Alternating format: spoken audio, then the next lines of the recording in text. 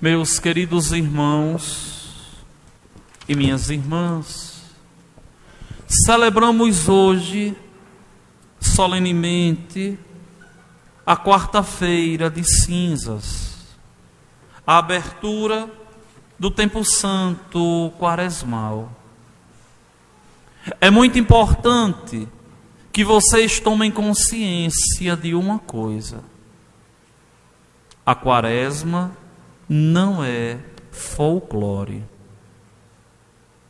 O tempo santo da quaresma não é um tempo folclórico, porque muitas vezes nós vemos as pessoas vivendo o tempo da quaresma como qualquer outro tempo, como qualquer outro mês. Não. O tempo quaresmal é um tempo de um grande retiro, onde nós somos convidados a fazermos uma autoanálise das nossas vidas e decidirmos por Deus. Analisarmos a nossa caminhada e decidirmos permanecer em Deus. É um tempo de reflexão, onde eu sou chamado a olhar os meus defeitos, os meus pecados, os erros cometidos e aqueles que eu cometo constantemente, para que eu possa me emendar, sanar as feridas e voltar a caminhada rumo ao céu. O tempo santo da quaresma é um tempo de proximidade com Deus, é um tempo de abertura do coração, de dilatação do coração, para que o Senhor possa de verdade nos ganhar para Ele. Só que vejam bem, a igreja nos convida, a igreja nos exorta, para que voltemos ao prumo, para que de verdade nos encontremos com Cristo, do mesmo jeito que Ele assim viveu. Quem primeiro viveu a quaresma, meus irmãos, não foram os cristãos. Quem primeiro viveu a quaresma foi o Cristo Jesus, que durante 40 dias e 40 noites esteve a meditar em oração, jejuando ao Pai Celestial. E esse texto nós veremos e vemos todos os anos no primeiro domingo da quaresma, nesse próximo. Veremos o Senhor sendo o primeiro a jejuar. Se Cristo jejuou, jejum é coisa séria. Se Cristo viveu a quaresma é coisa séria. Não é brincadeira, não é folclore, não é faz de contas. Só que muitas vezes, com essa cabeça que nós temos do homem do século XX, do século XXI, uma cabeça dispersa, uma cabeça relativa, nós queremos viver o agora, numa busca do prazer agora, sem nos preocuparmos em crescermos santamente em Deus. O tempo santo da quaresma é um chamado à conversão, é um chamado à santidade, é um chamado ao crescimento na amizade com Deus. É um convite que Deus nos faz, para que nós nos convertamos e compreendamos que somos pó e que ao pó haveremos de voltar. Esse convite é uma grande oportunidade que Deus nos dá. Não sabemos se teremos outra quaresma para nos converter. Não sabemos se teremos mais tempo para mudar de vida. O tempo da mudança é agora. É a partir de hoje que eu, como sacerdote, que você, como fiel, que nós somos chamados a crescermos na amizade com Cristo Jesus, olhando as nossas misérias e escolhendo Deus. Só que, minha gente, vejam bem, rezar é coisa de quem ama, orar é coisa de quem ama. Rezar não é coisa de desocupado, é coisa de quem ama a Deus, de quem descobriu o verdadeiro sentido da vida, de quem entendeu que está aqui neste mundo passando. Rezar é coisa de quem quer ser santo. E vejam que a santidade, meus irmãos, não é uma utopia, mas é uma realidade que nós todos devemos nos esforçar para alcançá-la. Cada dia que o Senhor permite que nós vivamos neste mundo, o Senhor está nos convidando a nos convertermos e abrirmos o coração para Ele. Só que aqui é preciso levar uma vida coerente com as escolhas, com as opções que nós fizemos. Se eu dei um sim a Cristo e escolhi ser padre, devo me comportar como padre, devo viver como padre, devo ser santo como padre, devo me esforçar dia a dia para ser um bom padre.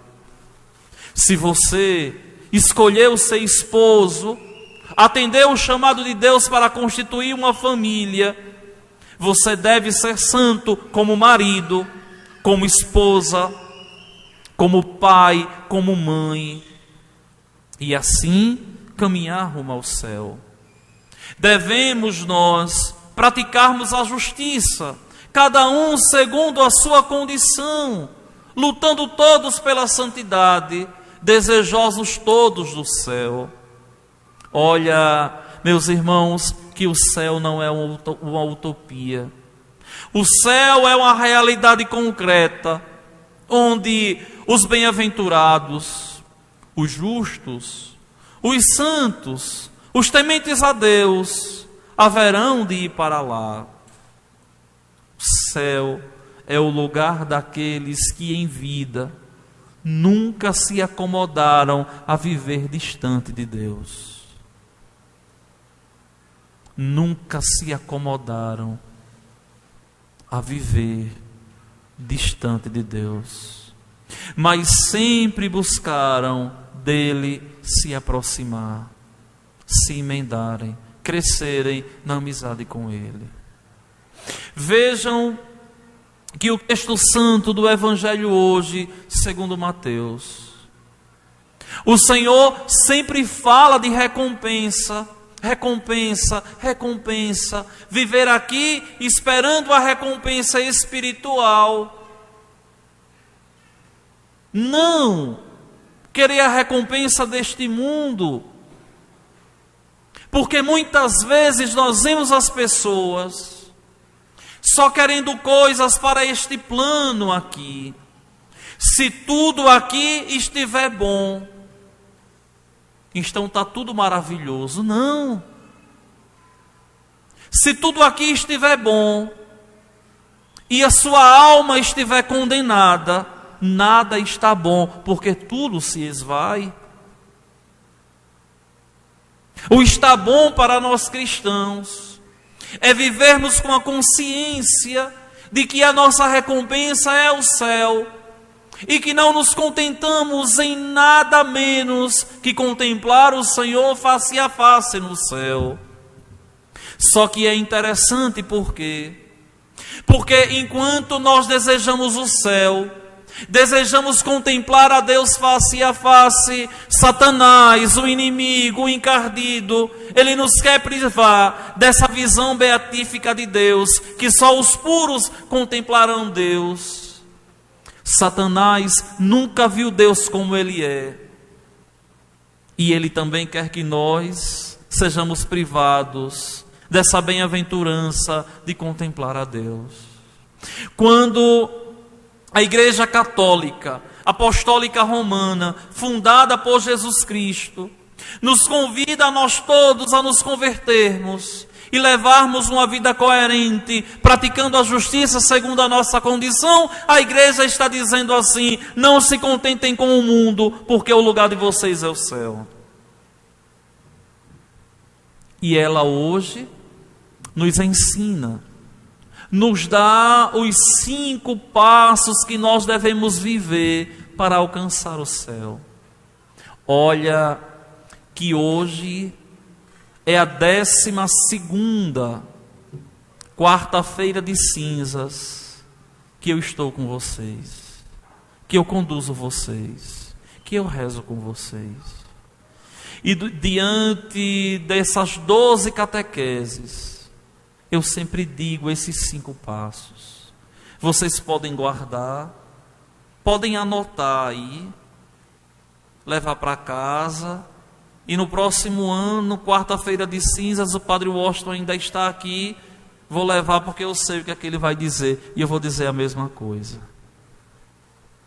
Porque não tem outro caminho no tempo da quaresma para crescermos na intimidade com Deus, senão com esses 5 passos. O primeiro deles é o jejum. Nós somos chamados a jejuar. Meus irmãos, jejum não é invenção da igreja. O povo judeu jejuava, o israelita jejuava no Antigo Testamento, o hebreu jejuava, Cristo jejuou. Não é uma invenção da igreja. O jejum é uma forma forte e piedosa de rezar. Quem é obrigado a fazer jejum? Quem tem entre 18 e 60 anos. Quem tem menos de 18 está dispensado. Porém, a partir dos 14 é altamente aconselhável pela igreja. Quem tem mais de 60 anos também está dispensado de fazer jejum. Mas nós que temos entre 18 e 60 somos obrigados pela igreja. É dispensado de fazer o jejum quem tem 18 e 60 anos, quem porventura toma algum remédio, algum antibiótico, que precisa manter o estômago forrado com alimento. Esse está dispensado do jejum. Quem tem alguma doença que luta, por exemplo, contra a gastrite e não pode estar com o estômago vazio, é dispensado do jejum. Os outros, dos 18 aos 60, são obrigados. Padre, mas eu trabalho com o trabalho braçal. Eu trabalho pegando no pesado. Se eu não me alimentar direito, eu posso desmaiar. Você também está dispensado. A igreja é mãe, quer o teu bem. Os outros todos são obrigados a fazer o jejum. Mas, padre, como é que eu jejuo? É tão simples. Nós fazemos 3 refeições ao longo do dia principais. Uma delas você corte. Uma delas você tire. E as outras 2 você coma, de tal modo que as 2 você juntando não dê uma.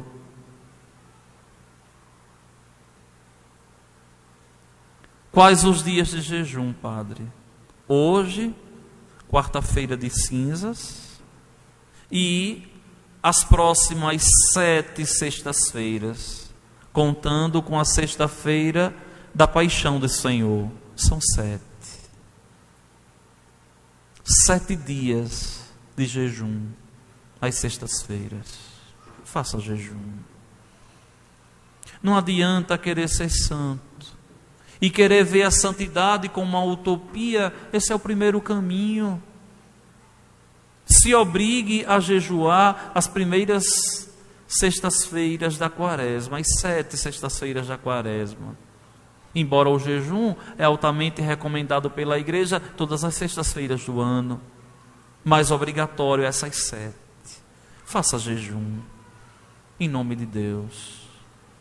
Ofereça esse sacrifício pela tua conversão, pela conversão dos pecadores, pela tua amizade, pela tua intimidade com Cristo, pela tua salvação. Cristo fez jejum, jejue também. o primeiro degrau. Tem pessoas que dizem assim: ah, padre, eu faço o jejum da língua. Se não faz do corpo, da língua eu duvido. Ah, padre, eu faço o jejum dos olhos. Se não faz da barriga, dos olhos eu também duvido. Faça o jejum, pelo amor a Deus, pelo amor à tua alma. Aos crianças, aos jovens dos 14 aos 18 anos, é altamente recomendável, mas não é obrigado. Depois, o segundo degrau é a abstinência de carne. Hoje, quarta-feira de cinzas, e nessas próximas 7 sextas-feiras, se abstenha de comer carne. Padre, que tipo de carne? Carne de animal de sangue quente. Não pode comer carne de boi, não pode comer carne de porco, não pode comer carne de cabrito, carne de ovelha, não pode comer carne de frango. Pode comer peixe, frutos do mar, pode comer ovo. Padre, mas ovo vem da galinha, não quebra a abstinência não? Não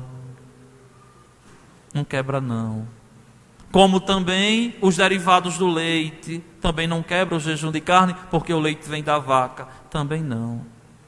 Mas padre, me dê uma fundamentação de onde os cristãos pararam de comer carne. O jejum vem desde o antigo Israel.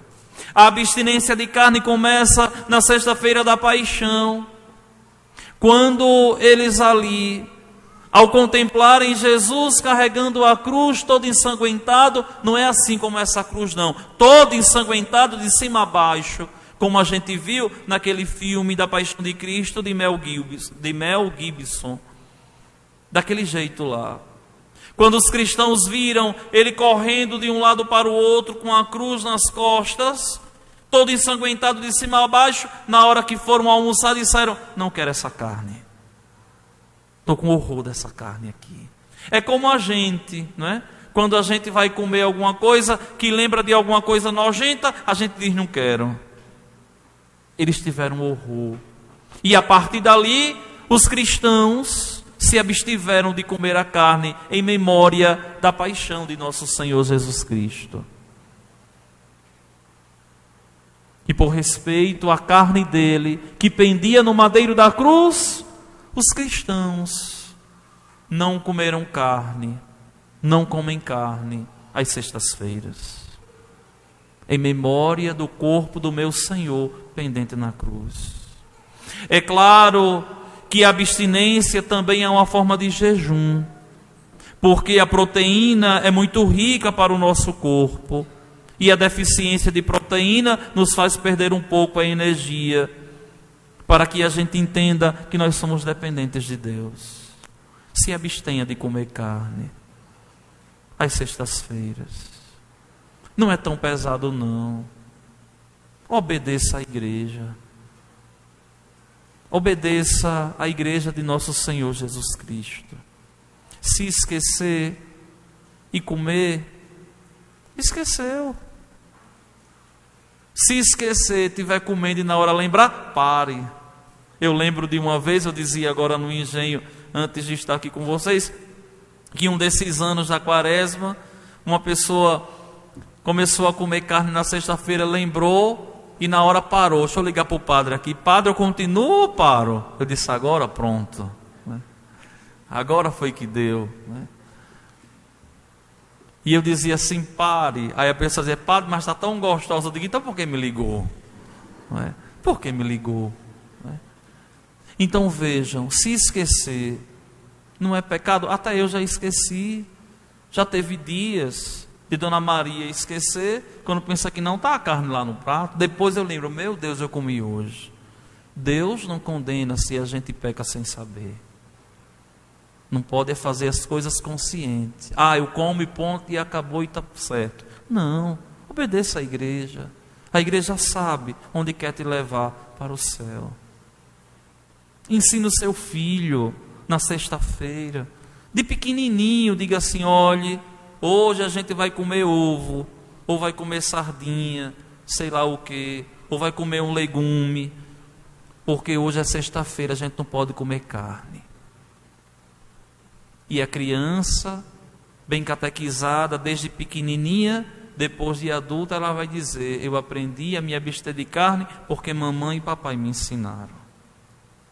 Seja você fiel a Cristo. É tão simples, é uma coisa tão pequena. Não seja como o protestante, herege, demoníaco, que o ano todo não faz churrasco, mas na sexta-feira da paixão, para afrontar os cristãos, e a Deus faz.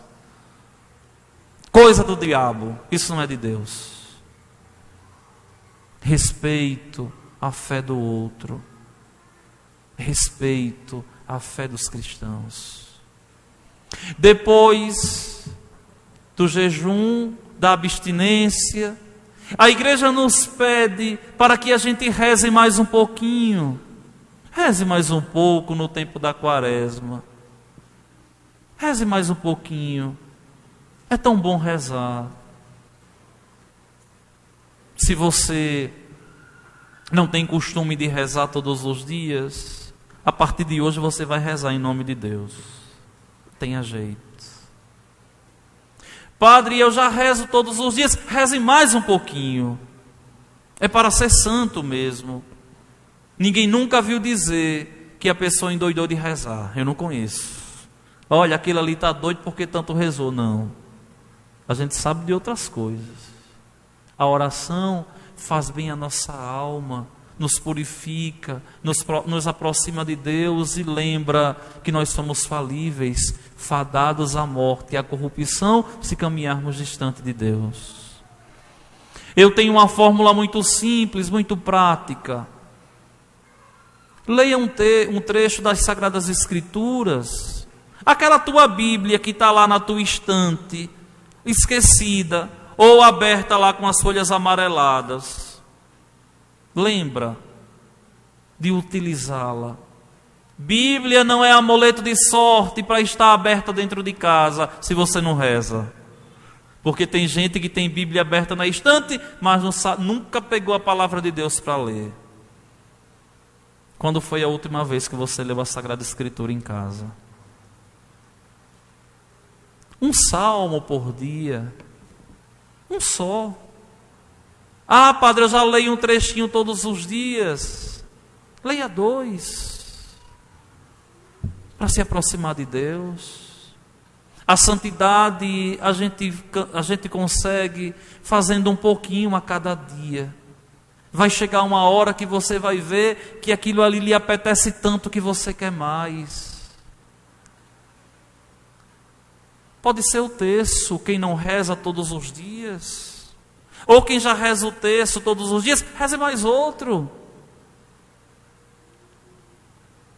Pode ser o ofício, se você já reza o terço de Nossa Senhora todos os dias. Uma pessoa me dizia assim: padre, eu rezo o terço de Nossa Senhora porque eu sou legionário. Eu posso rezar o terço da Divina Misericórdia? Eu digo: pode, o que importa é que reze. O que importa é que reze mais um pouco. Cristo quer reinar na tua vida no tempo da quaresma. Permita que Ele reze no teu viver. Então, jejum, abstinência, oração. O quarto degrau de quem quer ser santo e crescer na amizade com Cristo é simplesmente a caridade. A rainha de todas as virtudes, seja caridoso. Ajude a quem precisa.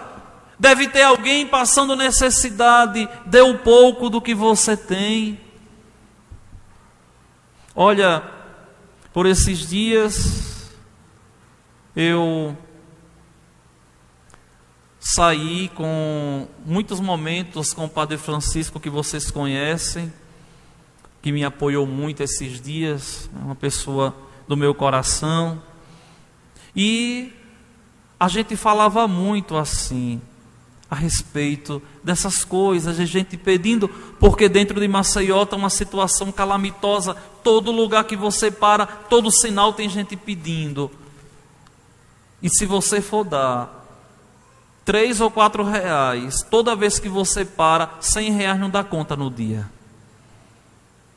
E eu dizia assim a ele: olha, eu já separo a minha cota do dia, eu já dei, agora os outros que vêm eu não posso dar para todo mundo, né?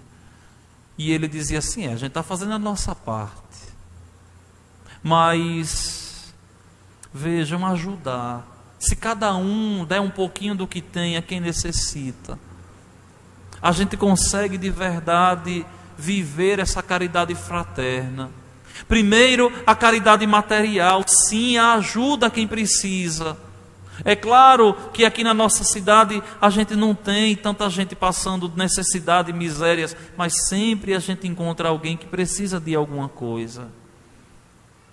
A caridade material, sim, mas também, minha gente, outros tipos de caridade. Conversar com aquele idoso, com aquele ancião que está ali esquecido, ajudar alguém que está sofrendo, visitar o doente. Aqui a gente não pode visitar preso porque não temos presídio, mas visitar alguém que está dodói, que está doente, rezar por alguém que está doente, visitar alguém que está passando por um momento de dificuldades, e humaniza tanto o nosso coração. Ser caridoso, ter caridade com aquela pessoa que nos rouba a paz, ter caridade com aquela pessoa que a gente já não tem mais paciência. Olha, eu vinha pensando hoje assim, não é? Mas como padre a gente muda tanto, é impressionante, porque tem hora que eu brinco assim no meu coração e digo assim: se eu pudesse fazer um balaio de paroquiano ruim, eu juntava e mandava embora da paróquia. Porque tem gente que torra de verdade a paciência da gente. Mas é preciso esperar. É preciso de verdade ter paciência com o outro, esperar a conversão do outro, ser caridoso. A caridade é até sinônimo do nome de Deus. Deus caritas est, Deus é amor, Deus é caridade. Então, jejum, abstinência, oração, caridade. E por último, o coroamento disso tudo, escolha um pecado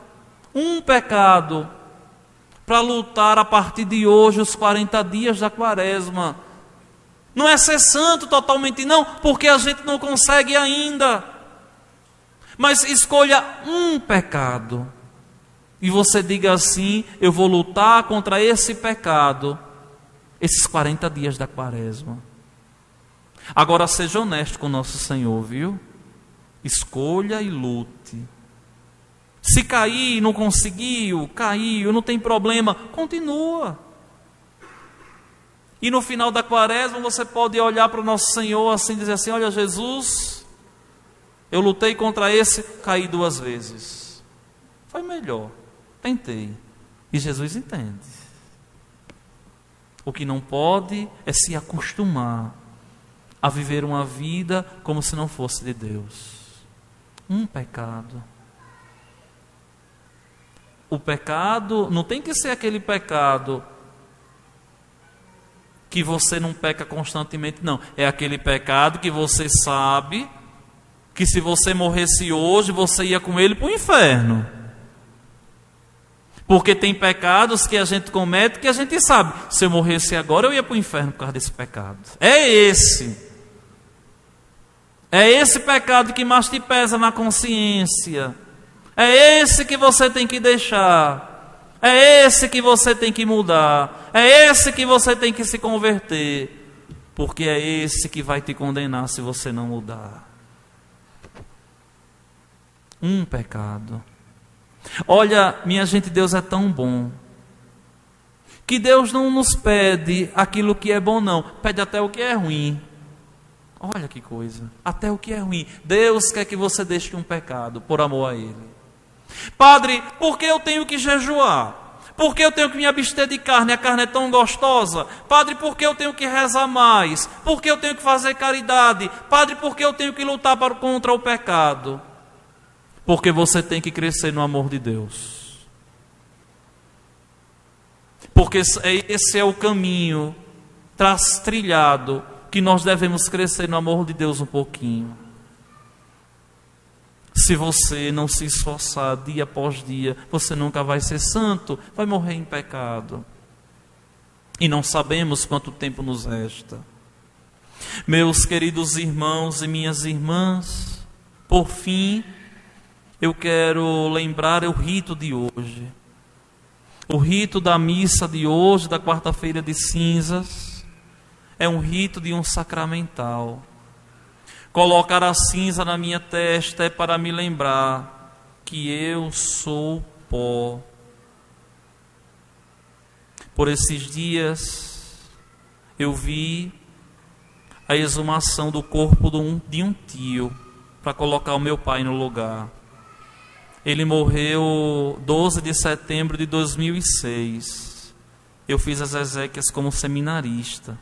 Lembro como hoje.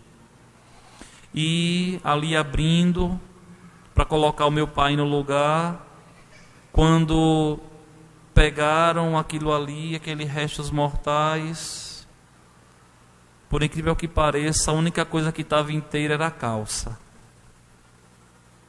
Só.